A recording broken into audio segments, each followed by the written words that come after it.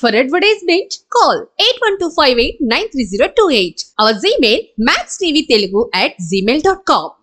శ్రీమాత్రే నమః.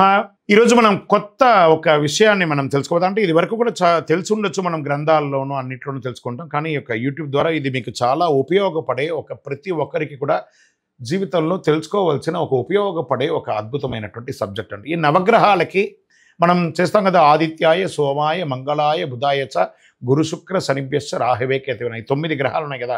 ఈ 9 గ్రహాలు ఎవరు, వాళ్ళ తల్లిదండ్రులు ఎవరు, వాళ్ళ నక్షత్రాలు ఏంటి, వాళ్ళ యొక్క రాశి ఏంటి, వాళ్ళ వర్ణం ఏంటి, వాళ్ళ వాహనం ఏంటి, వాళ్ళకి ఇచ్చే నైవేద్యం ఏంటి, వారికి అధిపతిగా ఉన్నటువంటి నక్షత్రాలు ఏంటి, వాటి గురించి మనము ఇప్పుడు తెలుసుకోబోతున్నాం. గురు భగవానుడు బృహస్పతి, గురు చూసిన కోటి లాభం అంటారు.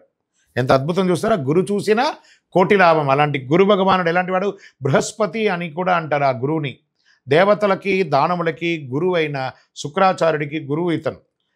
సత్వగుణ సంపన్నుడు, పసుపు పచ్చ బంగారు వర్ణంలో ఉంటాడు. పేరు ప్రఖ్యాతలు, సంపద, తోడబుట్టిన వారి క్షేమం కొరకు, విద్య అభ్యసించడానికి కొరకు గురువుని పూజించాలి. ధనుర్రాశి మీనరాశికి అధిపతి ఉత్తరముఖుడై ఉంటాడు.